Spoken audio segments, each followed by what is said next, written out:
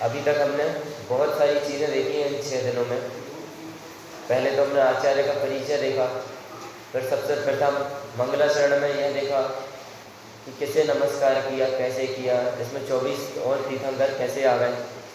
उसके बाद हमने दूसरे श्लोक में धर्म का स्वरूप देखा, फिर तीसरे श्लोक में वो धर्म क्या है, सम्यक दर्शन को प्राप्त करना ही धर्म है, यह देखा।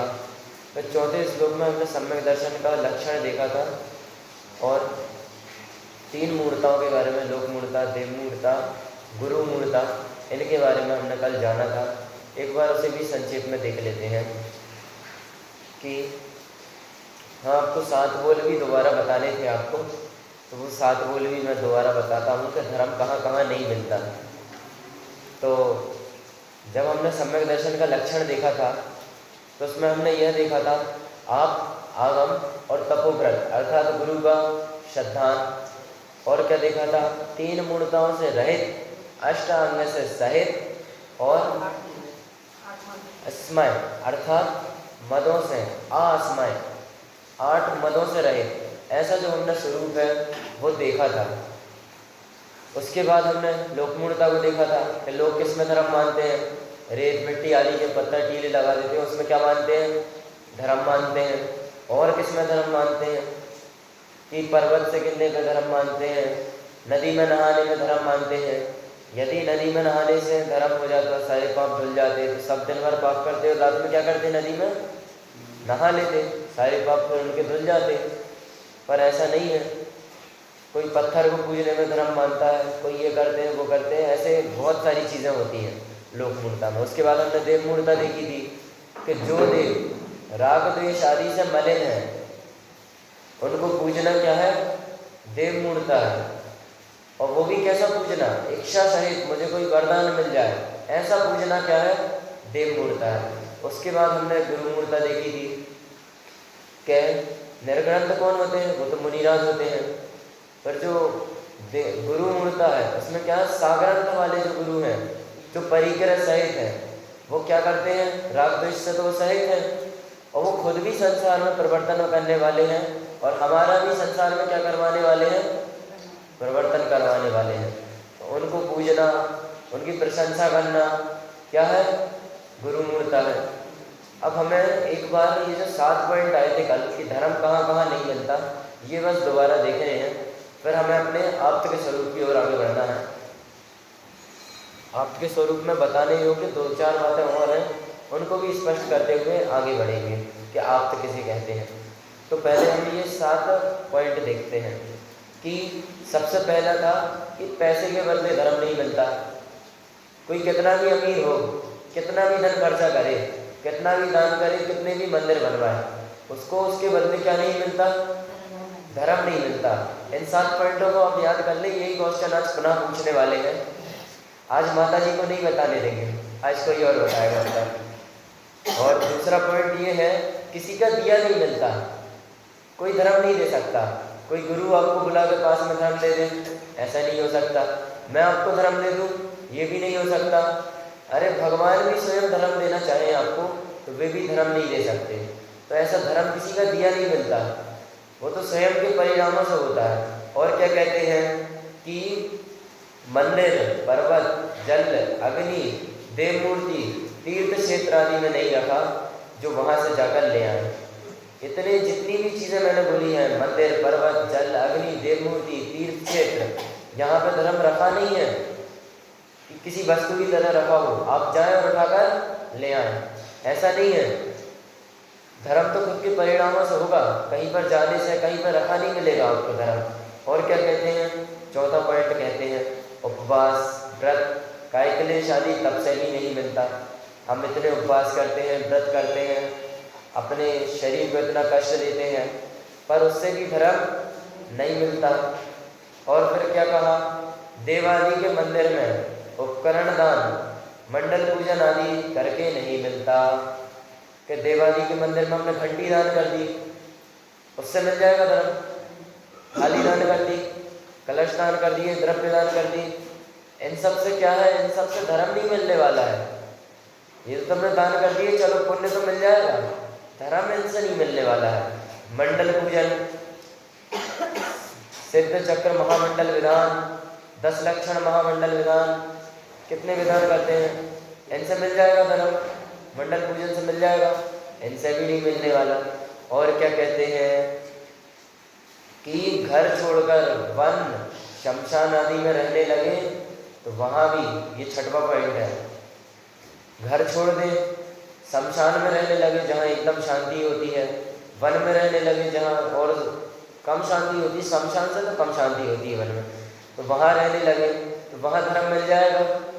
अभी भी धर्म नहीं मिलेगा, क्यों? अब क्या कमी है कि वहाँ भी धर्म नहीं मिलेगा? अब तो एकदम शांति में आ गए ना, आत्मा का ध्यान करने के लिए एकदम परफेक्ट जगह है, अभी भी नहीं मिलेगा धर्म।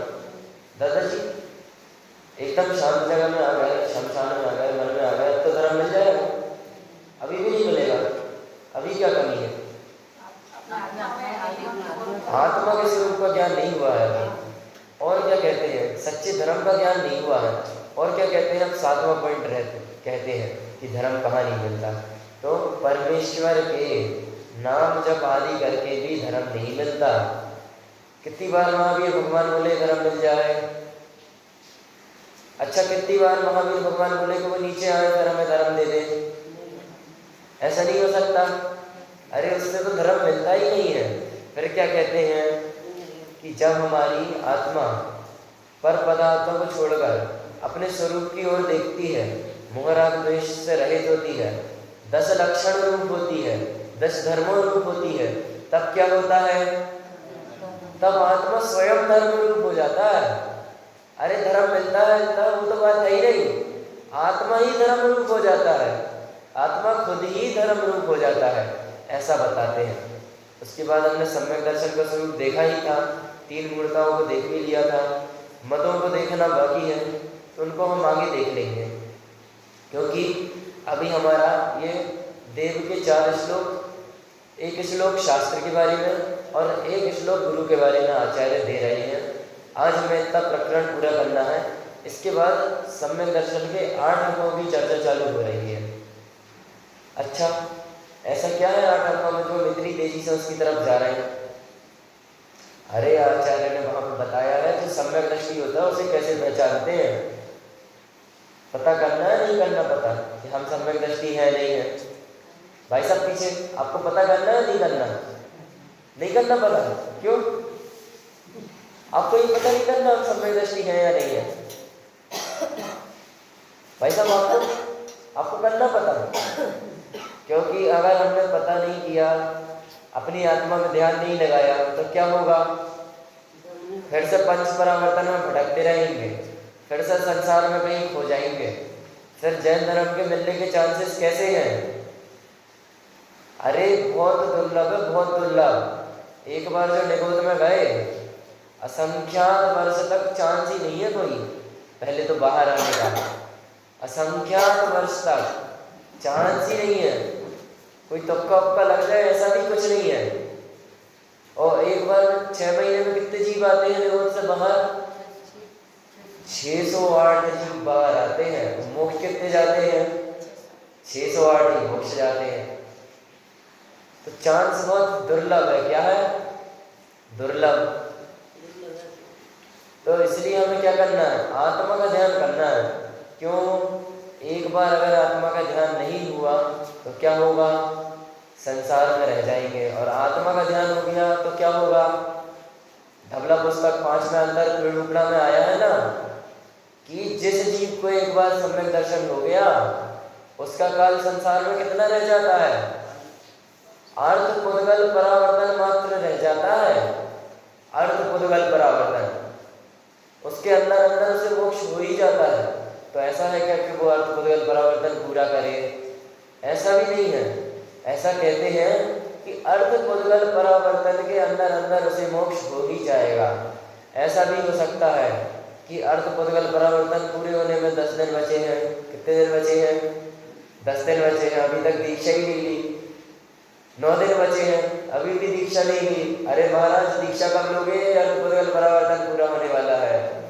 सम्यक दर्शन तो एक बार हो गया था, ये तो पक्का है ना कि अर्थ पुद्गल परावर्तन में मोक्ष हो जाएगा। अब 8 दिन बचे हैं, अभी भी दीक्षा नहीं ली। 6 दिन बचे, अभी भी दीक्षा नहीं ली। 5 दिन बचे हैं, 4 दिन बचे हैं, 3 दिन बचे हैं, अरे 1 दिन बचा अभी भी दीक्षा नहीं ली। दोपहर हो गई अभी तक दीक्षा नहीं ली, शाम को केवल ज्ञान होने वाला है। दोपहर में थोड़ी देर बाद दीक्षा ले ली, 3 बजे के आसपास ध्यान लगाया, ध्यान लगा के बैठे अंतर मुहूर्त तक। जब आत्मा में ध्यान लगातार रहा रहा रहा तो क्या हो गया, फिर केवल ज्ञान हो गया। क्या हो गया? केवल ज्ञान हो गया। और फिर क्या हो गया? मोक्ष। तो इस प्रकार से एक बार सम्यक दर्शन हो गया तो क्या होगा? मोक्ष पक्का ही हो जाएगा, रिजर्वेशन हो जाएगा मोक्ष का।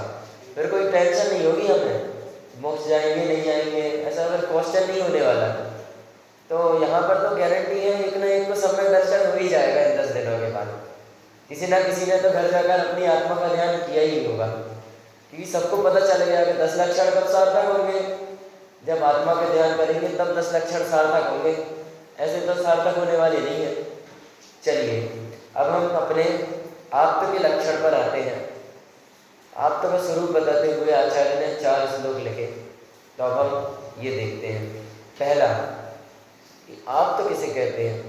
तो सबसे पहला यहाँ पर सिद्ध परमेष्टि की बात नहीं है, सिद्ध परमेष्टि की यहाँ पर बात नहीं है, यहाँ पर अरहंत परमेष्टि की बात है। आप तो वक्ता को कहते हैं, और कैसे वक्ता को कहते हैं? सच्चे वक्ता को आप्त कहते हैं। किसी को भी आप्त कहते हैं ऐसा नहीं है, एकदम जो सच्चे वक्ता है, 100% जो सत्य बोल रहे हैं ना, उन्हें आप्त कहते हैं। तो यहाँ पर किन की बात है? अरहंत देव की बात है यहाँ पर। तो यहाँ पर अब हम आप्त का स्वरूप देखते हैं कि वो आप्त कैसे हैं। और कहीं भी हम देखते हैं तो हमें तो अरहंत नाम मिलता है, सच्चे देव नाम मिलता है, यहाँ पर आप्त नाम क्यों है? तो जितने भी न्याय शास्त्र होते हैं ना, वहाँ पर आप्त ही नाम मिलता है। क्या नाम मिलता है? आप्त नाम मिलता है वहाँ पर अरहंत देव को आप्त ही कहते हैं न्याय शास्त्रों में। और आचार्य समंतभद्र को तो हम जानते ही हैं, वो कितने बड़े न्याय के विशेषज्ञ थे, उन्होंने कितनी जगह जाकर जैन धर्म के झंडे फहराए थे। तो चलिए अब हम आप्त का स्वरूप देखते हैं। मैं यहाँ से श्लोक को आधा आधा पढ़ूंगा, आप सभी मेरे पीछे रिपीट करें। आप्तेनु छिन्न दोषेण सर्वज्ञेन गमेशिना भवितव्यं नियोगेन नान्यथा आप्तता भवेत्। क्या कहते हैं यहाँ पर? आप्तेनु छिन्न दोषेण, वो जो आप्त है क्या है? उच्छिन्न दोषेण, रहित हैं, उच्छिन्न है।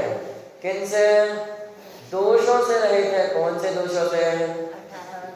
18 दोषों से रहित हैं।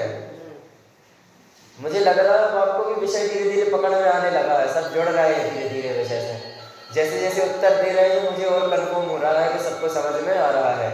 तो आप उच्छिन्न है उन दोषों से। कौन से दोषों से? 18 दोषों से उच्छिन्न है। और क्या कहते हैं?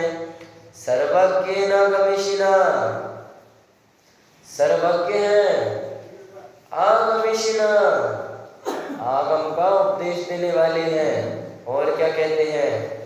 भवितव्यम, अब थोड़ा कठोर होकर कह रहे हैं, भवितव्यम, होना चाहिए। क्या होना चाहिए? नियोगेन, नियम से होना चाहिए। ऐसा भी क्या होना चाहिए? एकदम नियम से ही होना चाहिए। तो कहते हैं हाँ, यहाँ पर जो हा शब्द है उसका अर्थ है क्योंकि। आप नान्यथा आप्तता भवेत्, अन्य प्रकार से नान्यथा आप्तपना भवेत्, नहीं होता। क्या कहते हैं? जो आप्त है ना, वे समस्त 18 दोषों से क्या होनी चाहिए? रहित होनी चाहिए। जब वो 18 दोषों से रहित होंगे तब क्या हो जाएगी? वीतरागता हो जाएगी। यहाँ पे स्पष्ट शब्दों में नहीं लिखा, पर क्या हो जाएगी? वीतरागता हो जाएगी। ये आचार्य की शैली है, इस लेवल के कवि थे आचार्य। इस श्लोकों में भी कितनी गूढ़ता हमें देखने को मिलती है। और क्या कहते हैं, सर्वज्ञ, सर्वज्ञ होने चाहिए। वीतरागता आ गई, सर्वज्ञता आ गई, अब क्या आ गया, अब क्या कहते हैं, आगमिष्णा, आगम का उपदेश देने वाले होने चाहिए। यहाँ पे क्या आ गई होगी, तीसरा क्या है, हितोपदेशिता। हितोपदेशिता भी आ गई कि वीतरागता होनी चाहिए, हितोपदेशिता होनी चाहिए, और क्या होनी चाहिए, सर्वज्ञता होनी चाहिए, नियम से होनी चाहिए, ऐसा बोलते हैं। फिर क्या कहते हैं, क्योंकि अन्य प्रकार से आत्मपना नहीं होता। क्या कहते हैं, अन्य प्रकार से आत्मपना नहीं होता, किसी और प्रकार से आत्मपना नहीं हो सकता। अब यहाँ पे किसी का प्रश्न होगा कि भाई साहब कुछ केवली तो होते हैं कि वो मुंह केवली होते हैं, दीपेश जी भाई साहब, कुछ केवली ऐसे होते हैं जिनको केवल ज्ञान तो हो जाता है पर फिर वो बोलते नहीं है, उनका सीधा मोक्ष होता है, तो उनके तो आत्मपना बनेगा ही नहीं। अरे तो हमने शुरू में ही देख लिया था ना कि आप तो वही हैं जो उपदेश देते हैं, जो सच्चा उपदेश देते हैं वही आप हैं। यहाँ पर जो उपदेश देते हैं उनकी ही बात चल रही है, क्योंकि हमारा प्रयोजन किनसे सिद्ध होगा, किनसे सिद्ध होगा हमारा प्रयोजन, आप से सिद्ध होगा ना चिराग जी भाई साहब, आप से सिद्ध होगा ना हमारा प्रयोजन, और किसी से सिद्ध होगा क्या।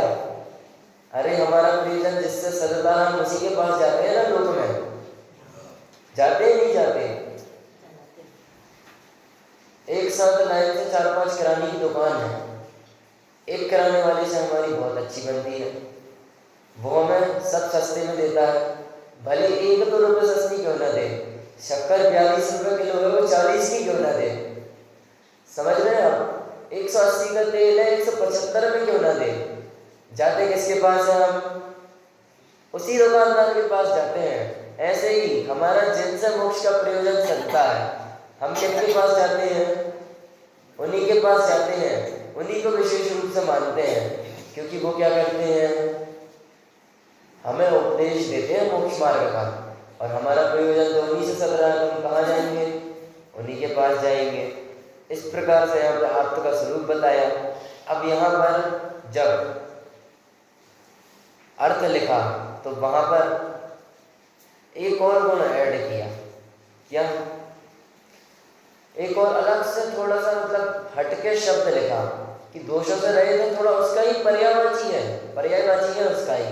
क्या लिखा, निर्दोष बना, क्या लिखा, निर्दोष होने चाहिए,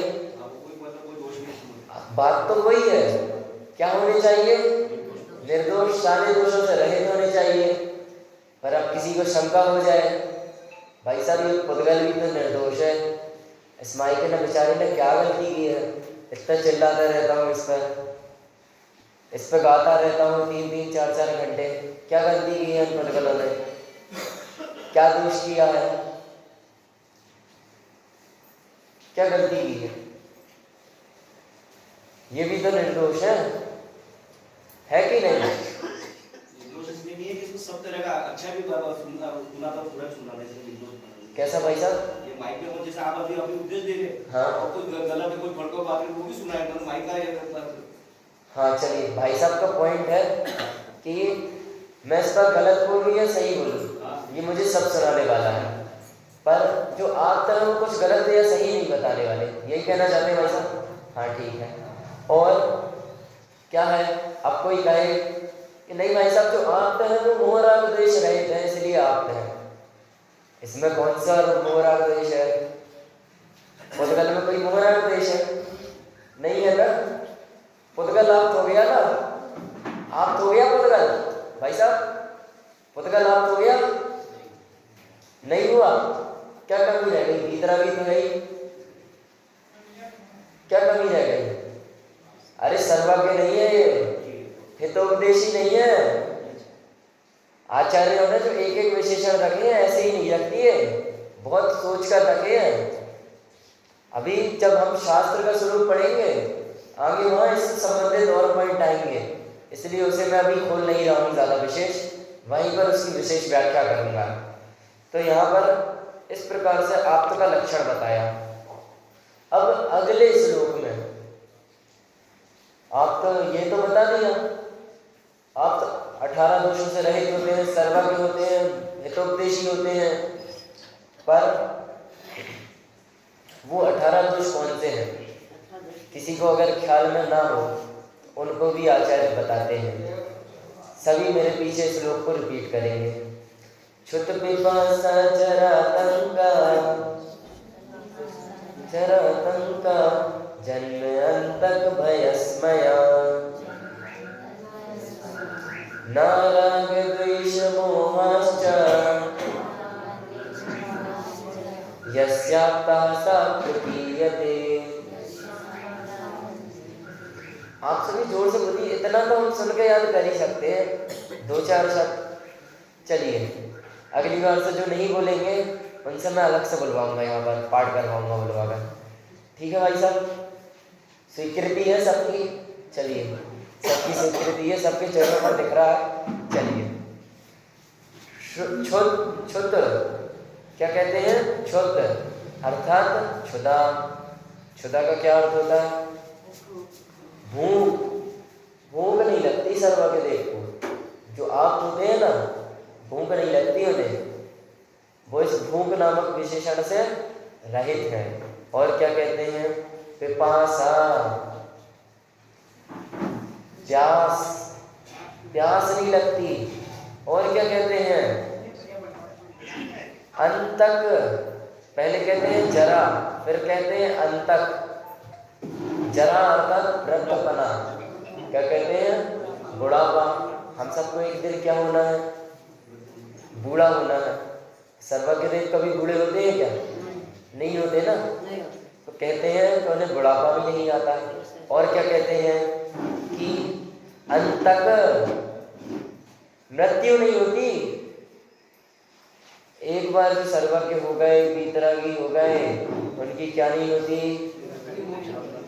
मृत्यु नहीं होती। पर यहाँ पर सॉरी, मुझसे थोड़ी सी गलती हो गई। अंतक का अर्थ क्या है? व्याधि है, शरीर संबंधी रोग है। अंतक अर्थात शरीर संबंधी क्या नहीं होता? रोग नहीं होता। आंतक था, आंतक। अंतक बोल दिया मैंने, इसलिए मैं कंफ्यूज हो गया। चलिए, आंतक शरीर संबंधी क्या नहीं होती? व्याधि नहीं होती, कोई रोग नहीं होता। और क्या कहते हैं? जन्म। जन्म नहीं होता। कोई भी भगवान कब माने जाएंगे? जब उनके जन्म मरण का नाश हो जाएगा तब माने जाएंगे ना। तो क्या नहीं होता? जन्म नहीं होता। अब आ रहा है अंतक, कि अंतक मृत्यु नहीं होती। क्या नहीं होती? मृत्यु नहीं होती। और क्या कहते हैं? भय, अस्मय। भय, असमय। भय नहीं होते। 7 प्रकार के भय है ना, यहाँ पर नाम दिए हैं। श्लोक भय, इस लोक में मेरा कुछ बन बिगड़ जाएगा, ऐसा भय नहीं होता। परलोक भय, कहाँ जाऊंगा, क्या होगा, अगली गति क्या मिलेगी, जन्म मिलेगा नहीं मिलेगा, स्वर्ग मिलेगा नहीं मिलेगा, नरक में चला गया तो। परलोक भय, मरण भय, सबसे बड़ा भय तो यही है, मरण का भय। मर गया तो नहीं, मैं चलती हुई ट्रेन में नहीं चलूंगा। मर गया तो नीचे चला गया ट्रेन की तो छूट जाने का, तो ट्रेन क्या है, ट्रेन तो ट्रेन है, दूसरी ले लेंगे। मर गया तो जान थोड़ी दूसरी वापस आ रही है, तो मरण का भय नहीं होता। और क्या कहते हैं? वेदना भय, वेदना भय नहीं होता। ठीक है, हाथ का हड्डी टूट गई हो कुछ, तो डॉक्टर पहले क्या करता है? एनेस्थीसिया देता है। क्या करता है? एनेस्थीसिया देता है। कुछ नहीं, ऐसी दवाई देता है जिससे हमें, ये मेरा इतना हाथ है, इसका दर्द क्या ना हो, महसूस ना हो, क्या ना हो, महसूस ना हो इतना दर्द। फिर वो क्या करता है, चीड़ा फाड़ी करते हैं शरीर की, फिर ऐसा पूरा काटते हैं शरीर, पूरा हाथ ऐसा काटेंगे, उसकी हड्डियां जोड़ेंगे अंदर, रॉड डालेंगे हड्डियों में, जो भी करेंगे उसका फिर दर्द नहीं होता। तो क्या होता है, जिनको वेदना का भय होता है वो सबसे पहले क्या कहते हैं, एनेस्थीसिया लगा देना, फिर जो करना है करते रहना। तो क्या है, जिन्हें वेदना भय भी नहीं है, और क्या कहते हैं, अनरक्षा भय, मुझे किसी से खतरा है, मुझे किसी से खतरा है, रात में कोई चोर आ गया तो, किसी ने मेरे प्राण लेने की कोशिश की तो, मैंने कुछ गलत बोल दिया यहाँ से, किसी ने मुझे मारने की कोशिश की तो, अरे जिन्हें ऐसा भी भय नहीं है, और क्या कहते हैं, अगुप्ती भय, मेरी कोई चुगली कर देगा तो, मेरी इतनी गुप्त बात है, मैंने अपने दोस्त को बता दी, सहेली को बता दी, उसने किसी से चुगल दी तो क्या होगा, फिर पूरी समाज में क्या हो जाएगी, क्या हो जाएगी, अब जो भी होगा वो आपको पता है। तो अगुप्ती भय, उनकी कोई बात गुप्त ही नहीं है, तो उन्हें किस चीज का भय। और क्या कहते हैं, अकस्मात भय, कुछ अचानक हो जाएगा, ऐसा भय भी उन्हें नहीं है कि कुछ अचानक हो जाए, एकदम से हो जाए, कहीं से बिजली गिर जाए एकदम से अचानक। अभी गिरी थी ना यहाँ पे, क्या हुआ था फिर, कहाँ गिरी थी, वहाँ पीछे वाले पे या पीछे वाले पे, तो पूरा शिखर ही वो हो गया है। अच्छा ठीक है, मतलब थोड़ा छेद हो गया वहाँ पर। चलिए, तो क्या हुआ, अकस्मात भय भी नहीं है, इस प्रकार ये 7 भय नहीं है। ना राग द्वेष मोहाश्च, नहीं है, क्या नहीं है, राग नहीं है, द्वेष नहीं है, मोह नहीं है, और क्या कहते हैं, चा शब्द से बाकी के लगा लेना। तो चा शब्द से हमें क्या क्या लेना है, कि मद तो हमने ऊपर देख ही लिया था, और क्या, चिंता नहीं है किसी चीज की, बिल्कुल भी थोड़ी भी चिंता नहीं है। यहाँ तो बच्चा स्कूल से आने में बस 5-10 मिनट लेट हो जाए, हमें कैसी चिंता होने लगती है एकदम, क्या हो रहा हो, कुछ हो तो नहीं गया। अच्छा, बच्चा बस से स्कूल ना जाता हो, पैदल जाता हो, साइकिल से जाता हो, फिर 10-15 मिनट लेट हो जाए, 20 मिनट लेट हो जाए, फिर क्या होगा, अरे शांति से बैठ नहीं पाएंगे, 2 मिनट नहीं बैठ पाएंगे शांति से। कहीं किसी गाड़ी से ना टकरा गया हो, एक्सीडेंट ना हो गया हो, कुछ हो ना गया हो, ऐसी चिंता लगी रही होगी ना। सिद्ध होने की चाह नहीं है, सिद्ध होने की चाह नहीं, कैसा, अनंत भगवान है, सिद्ध की चाह है नहीं उनको। हाँ, चिंता नहीं है उनको, चाह तो है कि सिद्ध बनने की, सिद्ध बनने की नहीं, अब वो चाह भी नहीं है। चाह होती तो कैसे बनते, फिर राग आ जाता ना उधर पे। तो चाह नहीं है उन्हें, तो बस वैराग्य है कि ये संसार मुझे नहीं चाहिए, तो उसमें उनका ये सिद्धपना, सर्वज्ञपना प्रकट हुआ है। तो और क्या कहते हैं, चिंता तो नहीं है। जैसे आदिनाथ भगवान के समय मारीच, उनका पोता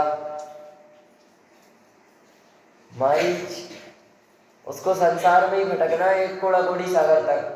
आदिनाथ भगवान को कितनी चिंता हुई होगी, नहीं हुई होगी, क्यों, अरे पोता उनका, क्यों, अपनी आत्मा में लिए ना, तो अरे छोड़ दिया ना सब कुछ, छोड़ दिया ना, सब निर्ग्रंथ हो गए ना। अब कौन पोता कौन बेटा, सब कैसे हैं, एक समान है। उनको तो मालूम थी, तो इस बात उनका होगा। हाँ, उनको, हाँ ये भी मालूम है उनको कि इसको एक कोड़ा कोड़ी सागर तक भटकना है, तो बहुत चिंता हुई होगी ना, एक कोड़ा कोड़ी सागर तक भटकना, बेचारा मेरा भतीजा, चिंता हुई होगी ऐसी। अरे वो भी चिंता नहीं है, उन्हें तो कन्फर्म है, सब बराबर है, एक समान है सब, कि इसे तो भटकना ही है एक कोड़ी सागर तक। मैं इसे उपदेश दूंगा तो भी ये भटकेगा, नहीं दूंगा तो भी ये भटकेगा। और क्या कहते हैं कि रति इष्ट जो पदार्थ हैं उनके प्रति क्या नहीं है, उनको प्राप्त करने की चाह नहीं है। और क्या कहते हैं, निद्रा, नींद नहीं आती। सर्वज्ञ जो है ना, कितना मैंने यहाँ पर लिखा था, एक सेकंड, हाँ चलिए, कि सर्वज्ञ जो है ना वो 1,00,000 पूर्व तक अरहंत अवस्था में रह सकते हैं।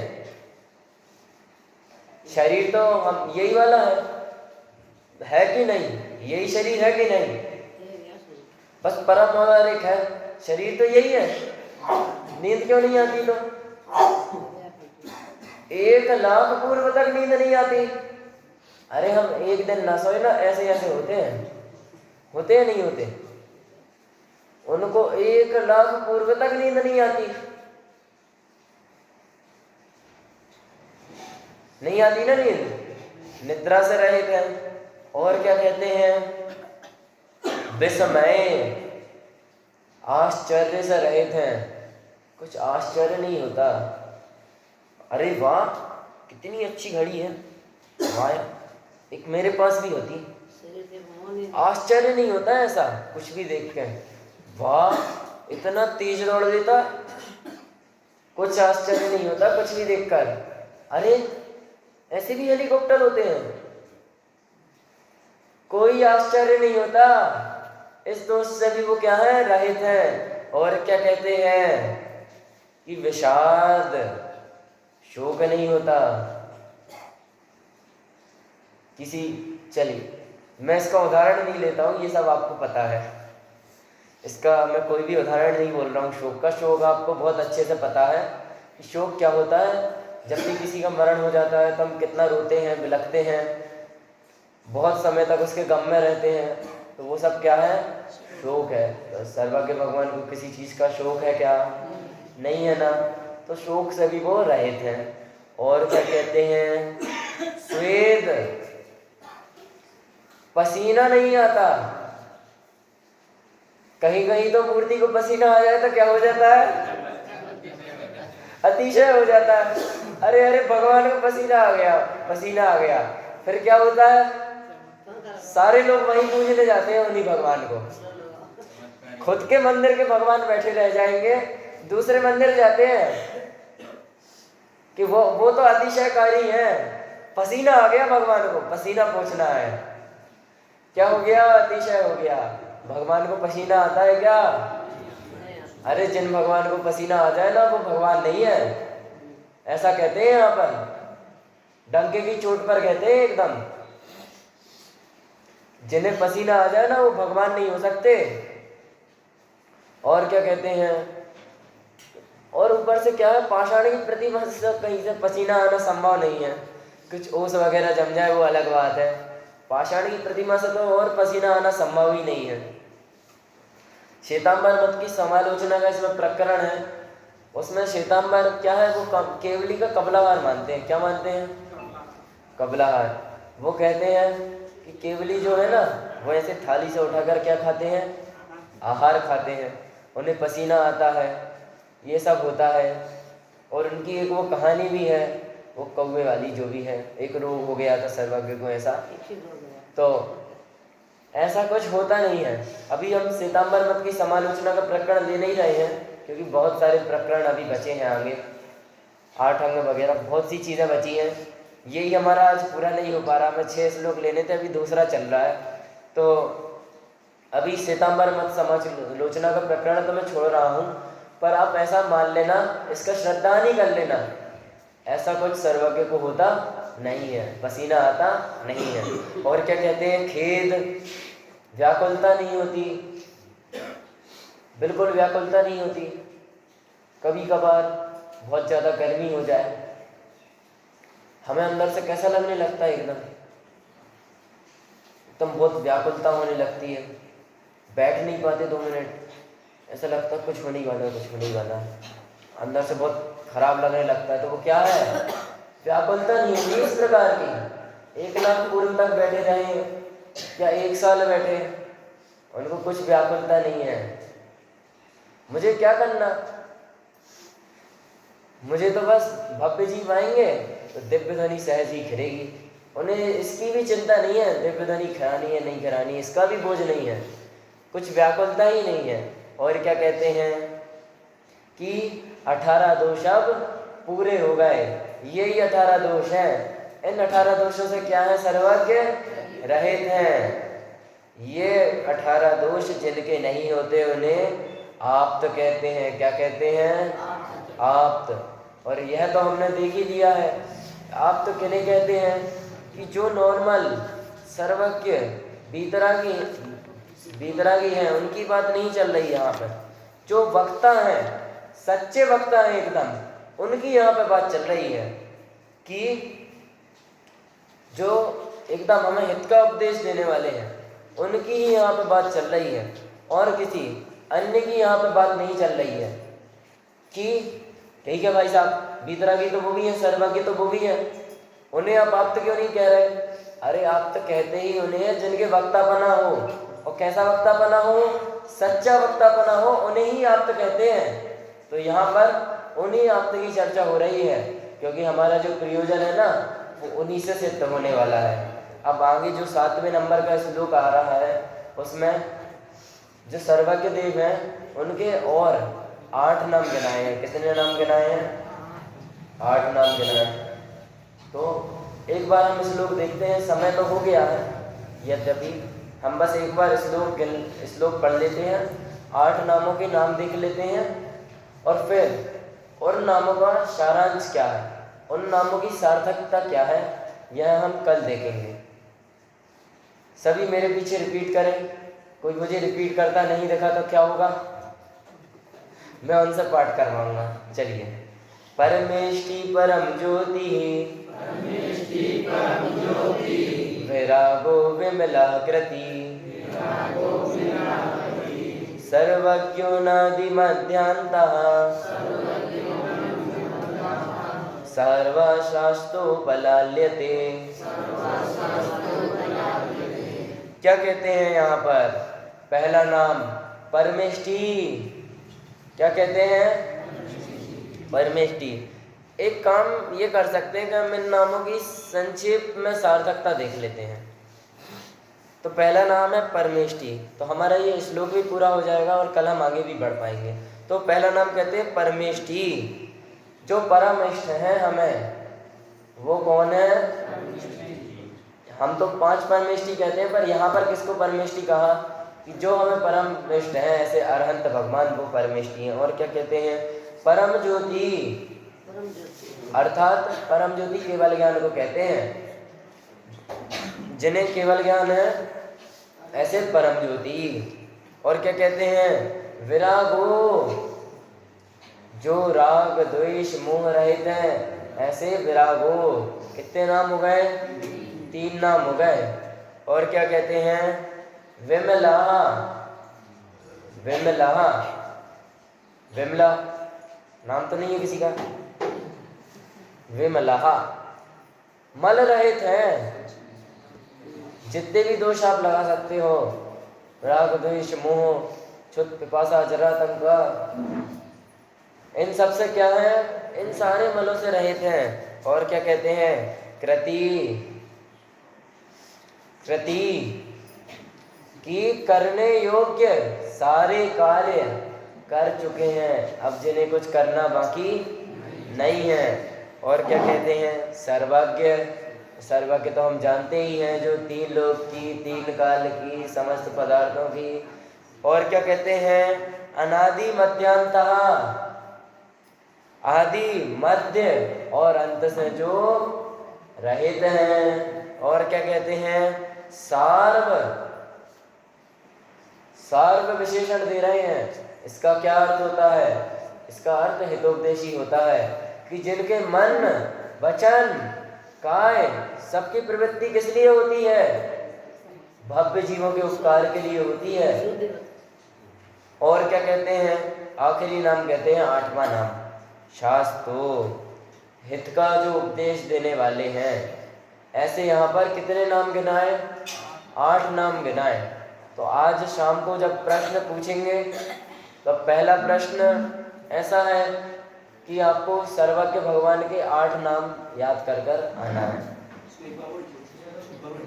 चलिए मैं नाम रिपीट कर देता हूँ कि किन्हीं को लिखने हो तो वो लिख लें, और किन्हीं के पास अगर पेन कॉपी ना हो तो जिनने लिखे हों उनसे वो बाद में ले लें। फ़ोन तो सबके ही पास है, लिख तो सभी सकते हैं, ऐसा तो नहीं है कि लिख नहीं सकते। चलिए, पहला नाम है परमेष्ठी। पहला नाम परमेष्ठी। दूसरा नाम परम ज्योति। दूसरा नाम परम ज्योति। तीसरा नाम विराग। चौथा नाम विमल। चौथा नाम विमल। तीसरा नाम विराग। पांचवा नाम कृति। पांचवा नाम कृति। छठवां नाम सर्वज्ञ। सातवां नाम अनादि मध्यांत। अनादि मध्यांत। और आठवां नाम सार्व। आठवां नाम सार्व। इस प्रकार यहाँ पे 8 नाम गिनाए। तो पहला प्रश्न आपको 8 नाम बताने हैं। दूसरा प्रश्न उससे भी सरल प्रश्न है। चौथा है विमल। हाँ, और कोई छूट रहा है? पांचवा है कृति। छठवा सर्वज्ञ। आठवा अनादि मध्यांत। सातवा अनादि मध्यांत। और आठवां है सार्व। सार्व। इस प्रकार ये 8 नाम है। और दूसरा प्रश्न उससे भी सरल है कि आपको यह बताना है आप्त किसे कहते हैं। ये तो आप सबको ही आ गया, आप्त किसे कहते हैं। कहते तो भगवान को है, पर कौन से भगवान को कहते हैं वह आपको फिगर आउट करके आना है शाम को। चलिए, इस प्रकार अभी हमने सर्वज्ञ का स्वरूप जाना, उनके नामों की सार्थकता जाना। आगे सर्वज्ञ भगवान उपदेश किस प्रकार देते हैं यह बताएंगे। और इसी प्रकार हम भी सर्वज्ञ भगवान का स्वरूप जानकर अपनी आत्मा की श्रद्धा करें।